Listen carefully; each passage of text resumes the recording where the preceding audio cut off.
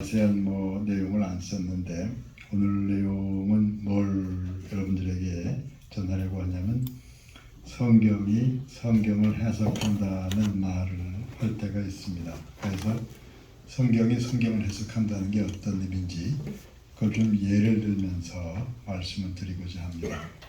여러분 자료 다 받으셨죠? 안 받은 사람 없죠? 자료를 보면서 해야 됩니다. 그러면 자료를 보면서 오른쪽 맨 밑에 보시면 창세기 45장 21절부터 28절까지라고 되어 있어요. 그 다음에 야곱의 고달픈 노년과 관련해서 이렇게 되어 있는데 설명을 좀 한 다음에 성경을 보죠.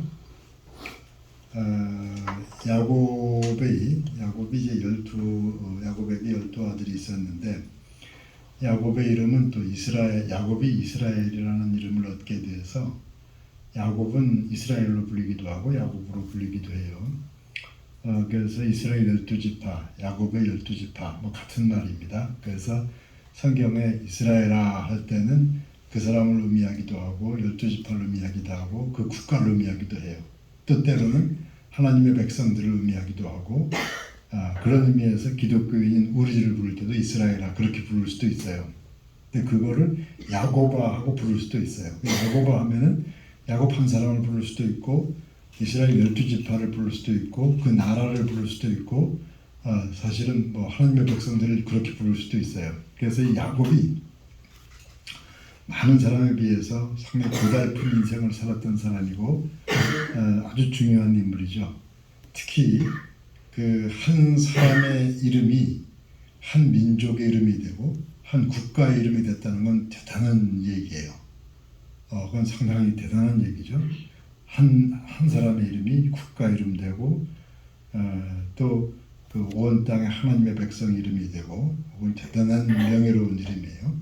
그래서 그 야곱이 고생한 것 중에 어떤 게 있냐면 야곱이 그 12아들 중에서 그 요셉이라는 아들을 특히 사랑을 했죠. 그래서 그 특히 사랑한 이유는 그 야곱에게 부인들이 여러 명이 있었는데 그 중에 야곱이 제일 사랑했던 라헬이라는 그 일찍 세상을 떠난 그 부인이 아들이었고 또 요셉이 좀 영특했어요. 그래서 요셉이 그 11번째 아들로 태어났는데 그런데 이제 영특해서 아버지 사랑을 독차지했는데 그 동생이 그걸 봐주지 못한 형들이 그 들판에서 이 요셉을 죽이려다가 팔아버려요. 멀리 팔려가게 되죠. 그러니까 그 팔려간다는 건 죽이는 대신 멀리 보내버린 건데 돌아올 수 없는 길인데 그런데 이제 사실은 그렇게 해야만 야곱은 애굽으로 가게 돼 있어요.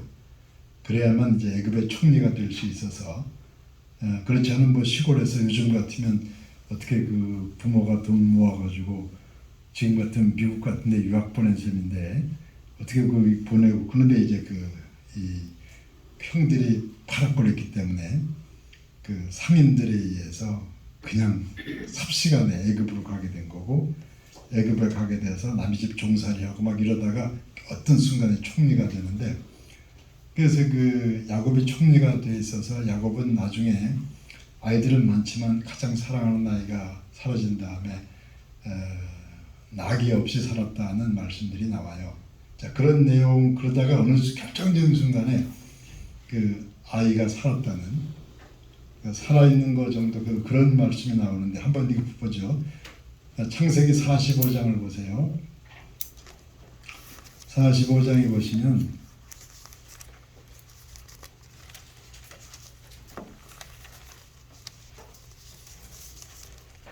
45장에 21절부터 28절까지 보면 야곱이 그 노년에 생각지도 않게 요셉이 살아있다는 소식을 듣고 요셉이 또 애굽의 총리가 됐다는 소식을 들어요.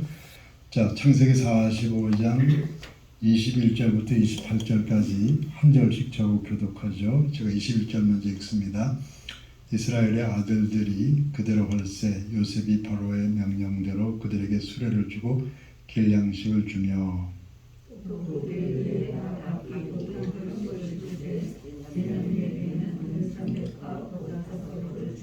그것도 이와 같이 그 아버지에게 보내되 순하기 열필에 애굽의 아름다운 물품을 실리고 암나기 열필에는 아버지에게 길에서 드릴 곡식과 떡과 양식을 실리고 이에 그들을 돌려보내며 그들에게 이르되 당신들은 에서 다시 만나하였다.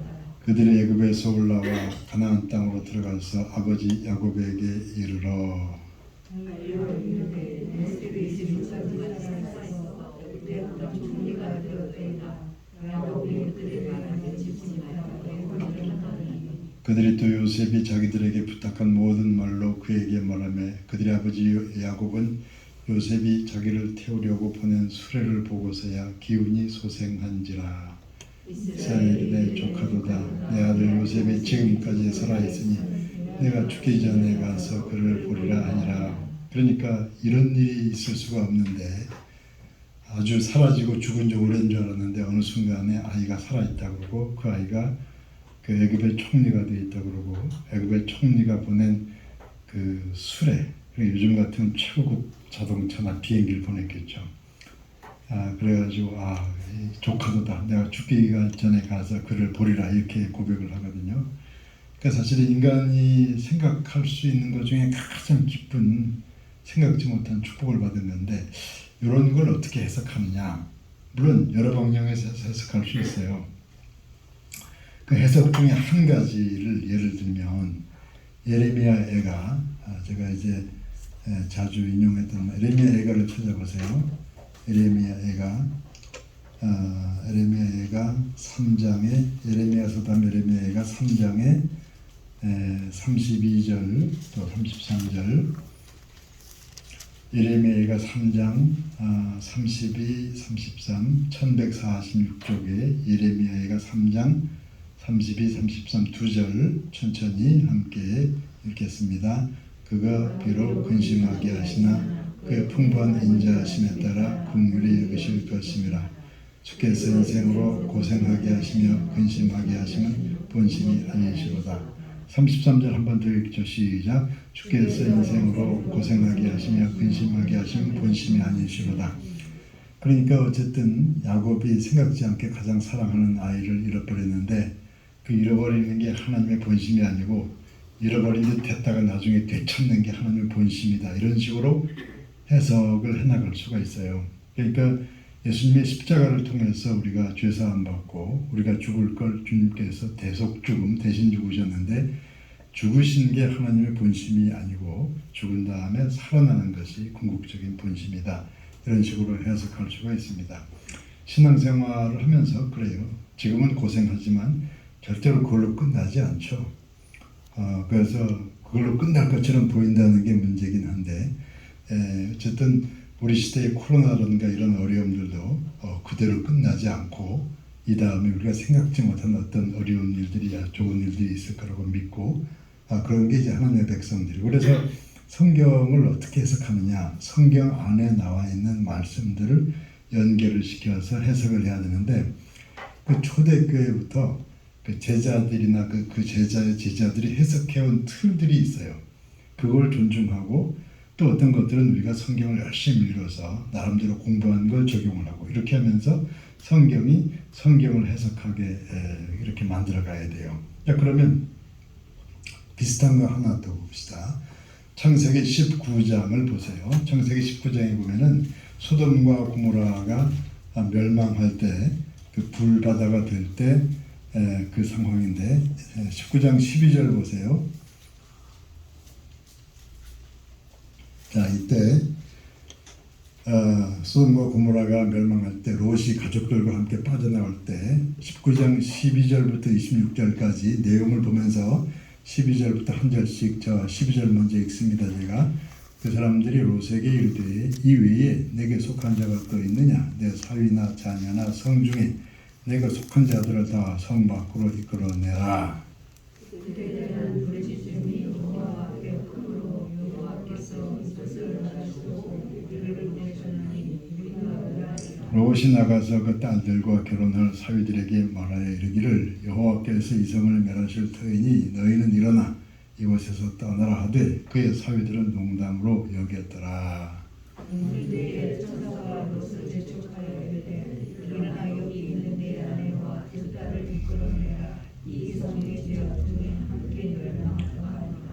롯이 지체함에 그 사람들이 롯의 손과 그 아내의 손과 두 딸의 손을 잡아 인도하여 성 밖에 두니 여호와께서 그에게 자비를 더하심이었더라. 그 사람들이 그들을 밖으로 이끌어내는 후에 이르되 도망하여 생명을 보존하라. 돌아보거나 들에 머물지 말고 산으로 도망하여 멸망함을 면하라. 롯이 그들에게 이르되 내 주여 그리 마옵소서. 주의 종이 주께 은혜를 걷고 주께서 이들에게 여기보다 내 생명을 원하시나 내가 도망하여 산에까지 갈 수 없나이다. 두렵건대 재앙을 만나 죽을까 하나이다. 보소서 저 성읍은 도망하기에 가깝고 작기도 하오니 나를 그곳까지 도망하게 하소서. 이는 작은 성읍이 아니니까 내 생명이 보존되리이다. 그가 그에게 이르되 내가 이 일에도 네 소원을 들었은즉 네가 말하는 그 성읍을 멸하지 아니하리니 그리로 속히 도망하라. 내가 거기 이르기까지는 내가 아무 일도 행할 수 없노라 하였더라. 그러므로 그 성읍 이름을 소알이라 불렀더라. 자, 23, 24, 25, 26까지 네 절을 함께 읽죠. 시작. 롯이 소알에 들어갈 때에 해가 돋았더라. 여호와께서 하늘 곧 여호와께서로부터 유황과 불을 소돔과 고모라에 비같이 내리사 그 성들과 오원들과 성에 거주하는 모든 백성과 땅에 난 것을 다 범멸하셨다. 롯의 아내는 뒤를 돌아보았으므로 소금 기둥이 되었더라. 그러니까 이 말씀 소돔과 고모라에서 황급히 나와서 이제 거기에 불바다가 되고 멸망할 터인데 그 마지막에 롯의 아내가 뒤를 돌아보았으므로 소금 기둥이 되었더라. 여기에서 여러 가지 해석할 초점이 있지만요. 마지막에 롯의 아내가 뒤를 돌아보았다. 이걸 어떻게 봐야 되느냐? 그 세계적으로 유명한 정확한 이름이 맞는지 모르겠는데 미국의 스탠다드라는 석유 회사가 있어요. 지금은 모르겠는데 한때는 뭐 세계 최고가는 회사였는데 스탠다드 그 석유사의 그 업주가 사장이 그 회장이 처음에 그 석유로 돈을 벌 때 그 사람이 그랬다 그래요. 창세기에 나오는 이 말씀들 중에 역청 구덩이 있는 뭐 어느 지역 같은 걸 생각해서 거길 찾아가서 그 지역을 확보를 한 다음에 거기서 석유 채굴을 했다 그래요. 그러니까 이제 그게 아마 들어맞아서 근데 그렇다고 해서 성경을 읽을 때 그런 식으로 그럼 그 롯의 아내가 소금 기둥이 되니까 소금 장사하려면 거기 가야 되느냐? 그런 걸 말하는 건 아니에요. 여기서 중요한 것은 사실은 뒤를 돌아보지 마라 이런 얘기거든요. 중요한 순간에 자꾸 뒤돌아보게 돼요. 그런데 신앙생활이나 인간의 감정도 자꾸 뒤돌아봐서 문제잖아요. 누굴 용서하면 그걸로 끝나야 되는데 그게 안 되는 게 또 인간이고 그리고 어떤 욕망도 그렇고 뭐 그때 뭘 했어야 되는데 이런 뒤돌아보는 문제 이 문제를 가지고 한번 그 거의 성경적인 해석을 보면 자 누가복음 9장을 찾아보세요. 신약 성경의 누가복음 9장 누가복음 9장의 57절부터 봅시다. 누가복음 9장 57절부터 누가복음 9장의 109쪽입니다. 누가복음 9장의 57쪽 9장 57절부터 62절까지 저하고 교독하죠. 57절 제가 먼저 읽습니다. 길 가실 때에 어떤 사람이 여짜오되 어디로 가시든지 나는 따르리이다. 예수께서 이르시되 여호도 굴이 있고 공중에도 집이 있을 때 이자는 머리를 곳이 없도다 하시고 또 다른 사람에게 나를 따르라 하시니 그가 이르되 나로 먼저 가서 내 아버지를 장사하게 허락하옵소서. 이르시되 죽은 자들과 자기의 죽은 자를 장사하게 하고 너는 가서 하나님의 나라를 전파하라 하시고 또 다른 사람이 이르되 주여 내가 주를 따르겠나이다마는 나로 먼저 내 가족을 특별하게 허락하소서. 예수께서 이르시되 손에 쟁기를 잡고 뒤를 돌아보는 자는 하나님의 나라에 합당하지 아니하니라 하시니라. 62절만 함께 한 번 더 읽죠. 예수께서 이르시되 손에 쟁기를 잡고 뒤를 돌아보는 자는 하나님의 나라에 합당하지 아니하니라 하시니라. 여러분 자기 아버지를 장사 지내는 건 어느 사회에서나 당연히 허락해야 되는 일이고 또 이제 이제 떠나면 언제 올지 모르니까 가족에게 작별하는 건 당연한 일인데 여기에서 중요한 게 예수님께서 손에 쟁기를 잡았으면 앞으로 가야 된다 이런 말씀하셨어요. 이거는 이럭저럭 따질 문제가 아니고 뭔가 해야 되면 그때 앞으로 가라는 얘기죠. 그 조금 전에 창세기에 나오는 그 롯의 아내도 당연히 앞으로 갔어야 되는데 근데 사람이 그런 뭐 인간적으로 생각하면 당연히 뒤돌아보게 되죠. 오랫동안 살았던 자기 고향, 자기 땅이 불바다가 되는데 그거 안 돌아볼 사람이 어디 있겠어요. 그러나 앞으로 갈 땐 앞으로 가야 된다는 거예요. 그런 게 우리 인생에 무척 많아요. 뒤돌아보는 거로 제대로 살지 못하는 문제, 인간관계의 문제, 특히 뭐 남녀관계의 문제, 뭐 여러 가지 문제, 신앙생활을 해야 되는데 자꾸 그 예전의 관계들. 그래서 손에 쟁기를 잡고 뒤를 돌아보는 자는 하나님 나라에 합당하지 아니하다. 그래서 이런 말씀이 짝이 돼서 그런 줄거리를 요약하면서 해석하는 말씀이 돼요. 그래서 이런 말씀을 하나 두 개만 더 보도록 하죠. 자, 그러면 마태복음 14장을 한번 찾아보십시오. 마태복음 14장.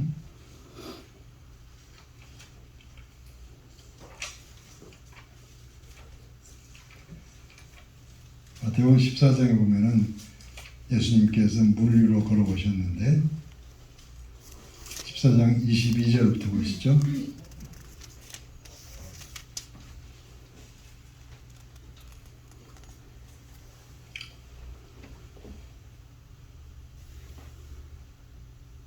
자, 14장 22절, 마태복음 14장 22절부터 32절까지 제가 22절 먼저 읽습니다. 예수께서 즉시 제자들을 재촉하사 자기가 무리를 보내는 동안 배를 타고 앞서 건너편으로 가게 하시고 우리를 보내신 후에 기도하러 따로 산에 올라가십니다. 정문에 거기 혼자 계시더니 배가 이미 육지에서 수리나 떠나서 바람이 거스름으로 물결로 말미암아 고난을 당하더라.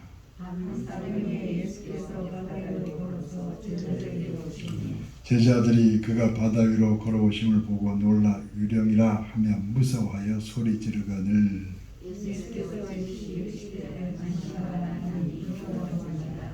베드로가 대답하여 이르되 주여 만일 주님이 시거든 나를 명하사 물 위로 오라 하소서 하니 오라 하시니 베드로가 배에서 내려 물 위로 걸어서 예수께로 가되 바람을 보고 무서워 빠져가는지라 소리질러 이르되 주여 나를 구원하소서 하니 예수께서 즉시 손을 들어 그를 붙잡으시며 이르시되 믿음이 작다고 너의 의뢰에 의심하였느냐. 그러면 거기에 30절과 31절, 32절, 30부터 32, 30, 31, 32 세 절 다시 한번 천천히 읽겠습니다. 바람을 보고 무서워 빠져가는지라 소리질러 이르되 주여 나를 구원하소서 하니 예수께서 즉시 손을 내밀어 그를 붙잡으시며 이르시되 믿음이 작은 자여 왜 의심하느냐 하시고 배에 함께 오르면 바람이 그치는지라. 아멘. 그러니까 이제 갈릴리 호수에서 그 밤 사경은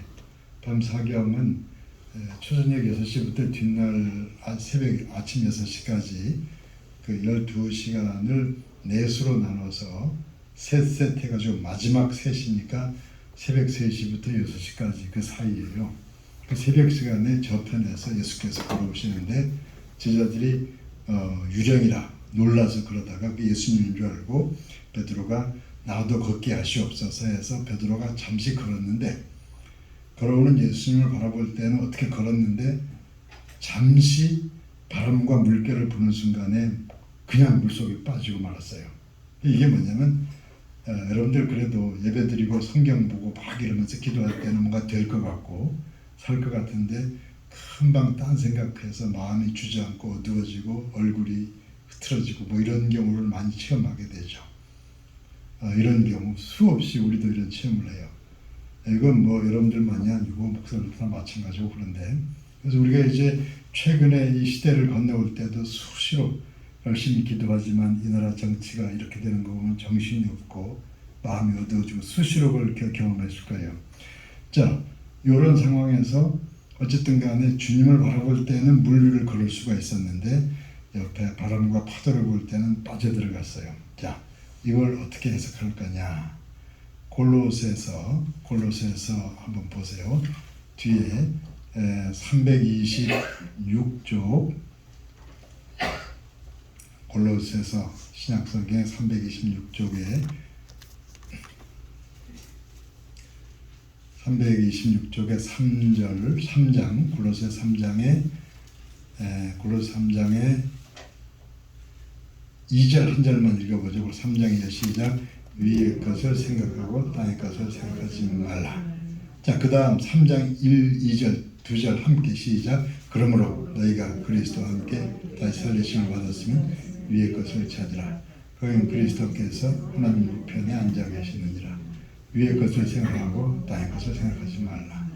결정적으로 중요한 순간에 위의 것을 그리스도를 생각할 수 있다면 이길 수가 있는데 근데 마음이 흐트러지면 꼼짝을 못하게 되죠. 다리에 힘이 풀리게 되고 어쨌든 중요한 순간에 위의 것을 찾으라.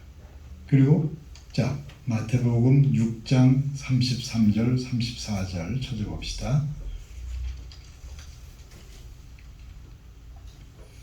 마태복음 6장 우리가 익숙한 말씀이죠. 마태복음 6장의 33절 6장 33절 한 절만 시작. 그런즉 너희는 먼저 그의 나라와 그의 의를 구하라. 그럼 이 모든 것을 너희에게 더하시리라. 그러니까 어떤 상황에서 어렵더라도 먼저 믿음과 하나님을 구하면 해결될 것을 대부분 우리가 그렇게 잘 하지 않죠. 이런저런 생각하다 보면 그렇지 못하게 된단 말이죠. 그래서 이런 것들이 그 성경 말씀을 성경 안에 있는 말씀으로 해석해가는 그런 방식인데, 자 이제는 이제 마지막으로 조금 내용을 천천히 정리해서 해봅시다. 출애굽기 14장을 찾아보세요. 출애굽기 14장으로 가서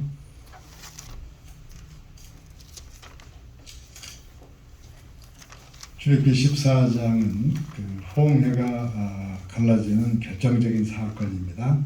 홍해가 갈라진 사건, 홍해가 갈라져서 그 한가운데로 이스라엘 백성이 출애굽한 사건인데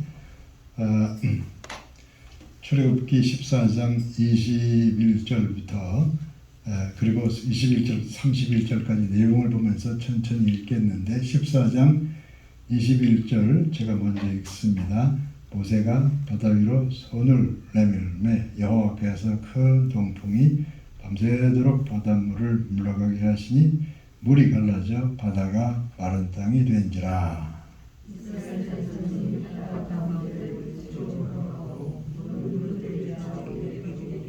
애굽 사람들과 바로의 말들, 병거들과 그 마병들이 다 그들의 뒤를 추격하여 바다 가운데로 들어오는지라.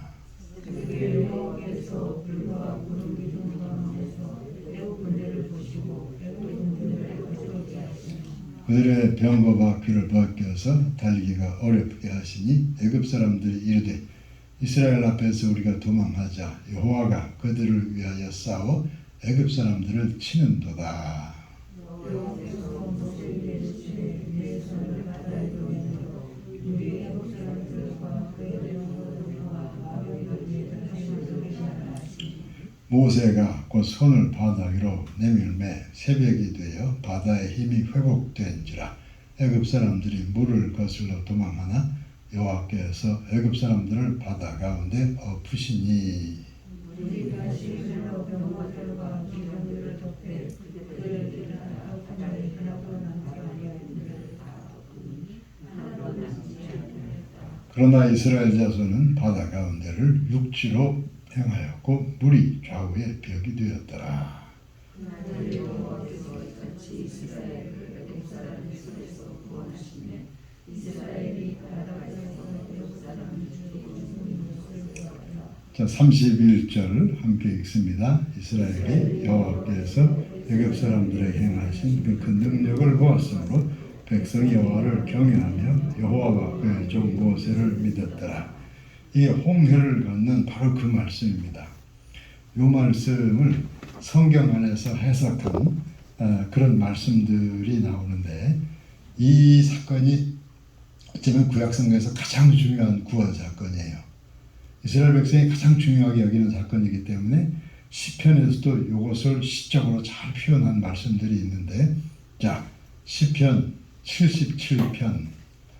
자, 거의 성경 한가운데예요. 시편 77편의 19절을 찾아봅시다.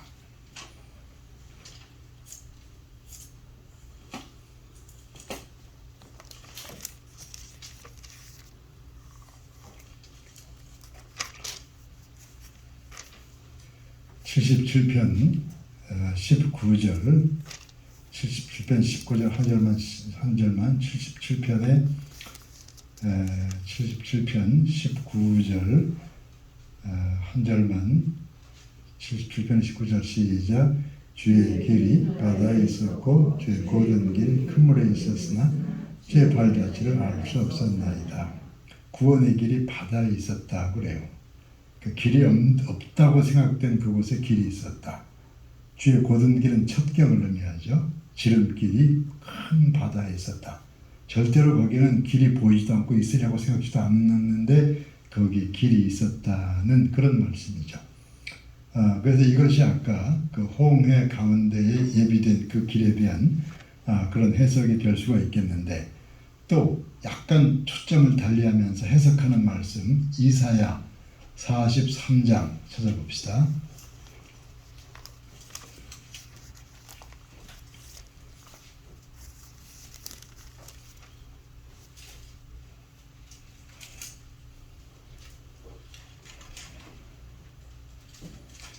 이사야 43장 2절 말씀, 43장의 2절입니다. 43장 2절 한 절만, 이사야 1019쪽이죠. 이사야 43장 2절 시작. 내가 물 가운데로 지날 때에 내가 너와 함께 할 것이라.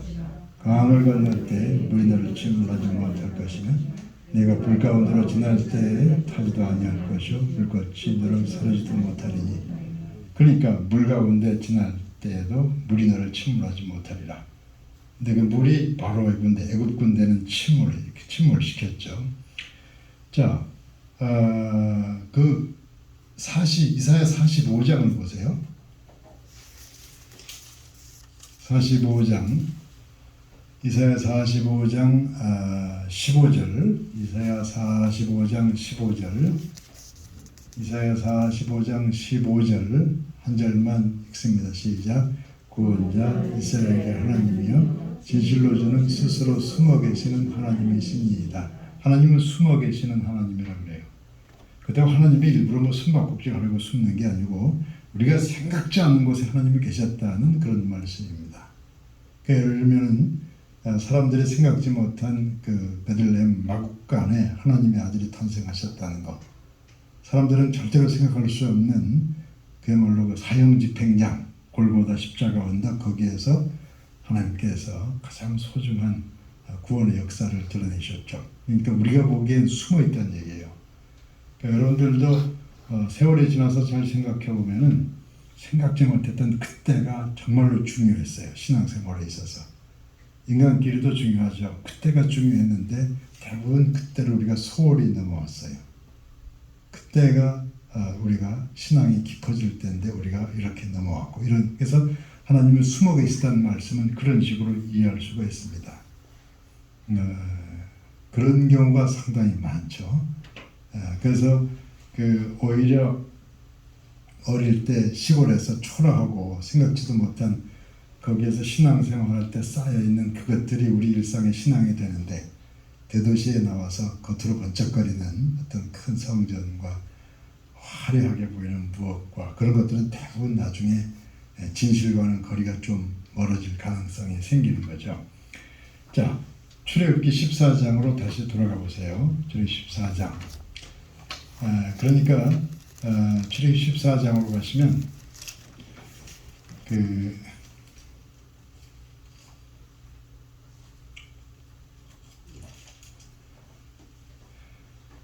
자, 앞에는 홍해고 뒤에는 애굽 군대가 쫓아와서 백성들이 정말로 정신을 잃을 정도로 너무 절망적인데, 가장 중요한 건 바로 그때 하나님께서 홍해를 갈라지게 하셨죠. 자, 출애굽기 14장 13절 14절 두 절을 함께 천천히 읽습니다. 13절부터 시작. 모세가 백성에게 이르되 너희는 두려워하지 말고 가만히 있어서 여호와께서 오늘 너희를 위하여 행하시는 구원을 보라. 너희가 오늘 본 애굽 사람을 영원히 다시 보지 아니하리라. 14절 여호와께서 너희를 위하여 싸우시리니 너희는 가만히 있을지니라.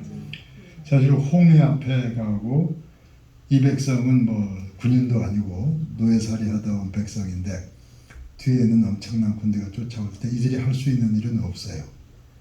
여러분들도 인생 살다 보면 할 수 있는 일이 없는 때가 있어요. 해봐야 소용없는 때. 그때는 여호와께서 너희를 위하여 싸우시리니 너희 가만히 있을지니라. 근데 가만히 있기가 어렵죠, 사실은.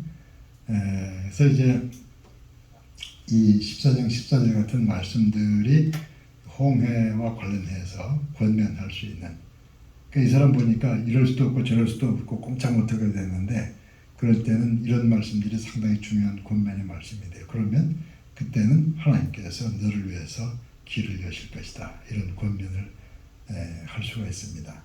그래서 오늘은 성경 전체에서 어떤 줄거리 있는 스토리 있는 이야기가 있고 그것을 해석하는 말씀들을 어떻게 이제 짝을 짓는, 이 짝 짓는 것이 초대교회부터 계속 교회가 전통적으로 해온 내용도 있고 조금 더 성경을 연구하고 해석해가면서 후대에 만들어진 것도 있고 어떤 것들은 또 우리도 얼마든지 해나갈 수가 있어요.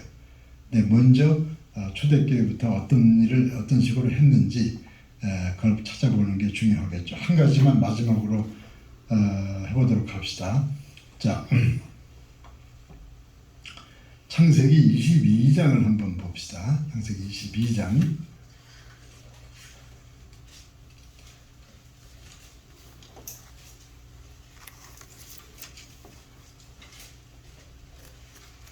(22장에) 보면은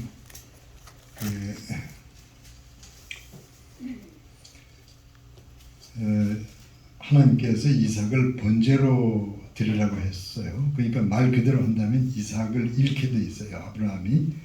자, 창세기 22장 1절부터 14절, 22장 1절부터 14절. 자, 창세기 22장 1절부터 14절 교독하죠. 그 일 후에 하나님이 아브라함을 시험하시려고 그를 부르시되 아브라함아 하시니 그가 이르되 내가 여기 있나이다.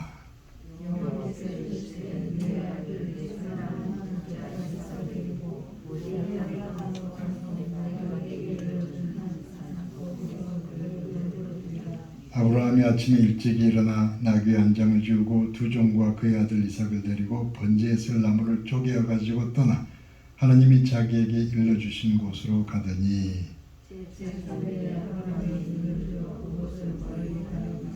이 아브라함이 종들에게 이르되 너희는 나귀와 함께 여기서 기다리라. 내가 아이와 함께 저기 가서 예배하고 우리가 너희에게로 돌아오리라 하고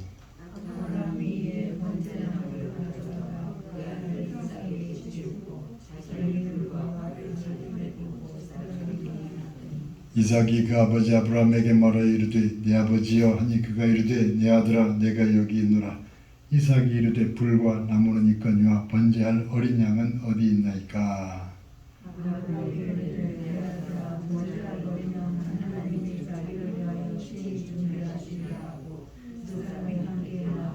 하나님이 그에게 일러주신 곳에 이른지라. 이 아브라함이 그곳에 제단을 쌓고 나무를 버려놓고 그의 아들 이삭을 결박하여 제단 나무 위에 놓고 여호와의 사자가 하늘에서부터 그를 불러 이르시되 아브라함아 아브라함아 하시는지라. 아브라함이 이르되 내가 여기 있나이다 하매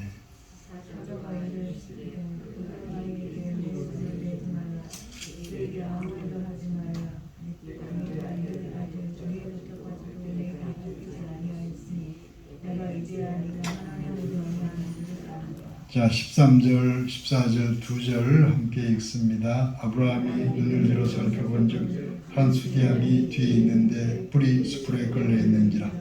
아브라함이 가서 그 수디양을 가져다가 아들을 대신하여 번제로 드렸더라.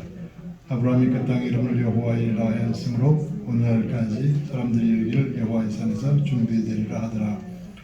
이 말씀은 이삭의 입장에서 보면 이삭은 가장 순종적인 사람으로서 자기를 불태워 죽일 나무를 쥐고 모리아산으로 올라갔다는 의미에서 후대의 예수 그리스도와 비슷합니다. 예수님은 자기를 죽일 십자가 나무를 쥐고서 골고다를 오르셨으니까. 근데 아브라함의 입장에서 볼 때는 사실은 이삭 이상 귀한 게 없죠. 나이가 100세 되어서 얻은 약속의 후손이고, 그런데 하나님께서 번제로 드리라 하시니까 말씀대로 가서 그대로 다 준비하고 있어요.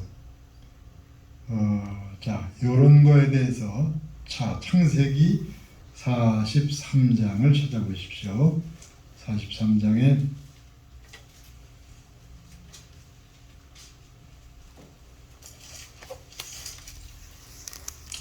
여기 어떤 말씀이 나오냐면 애굽에 붙잡혀 있어요.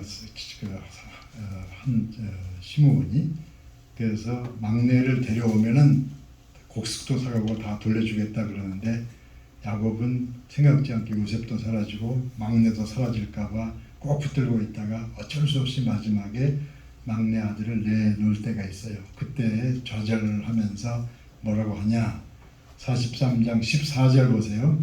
43장 창세기 43장 14절을 한 절만 14절 함께 읽으면 시작. 전능하신 하나님께서 그 사람 앞에서 너에게 은혜를 베푸사 그 사람으로 너희 다른 형제와 베냐민을 돌려보내게 하시려 원하노라. 내가 자식을 잃게 되면 이르리로다.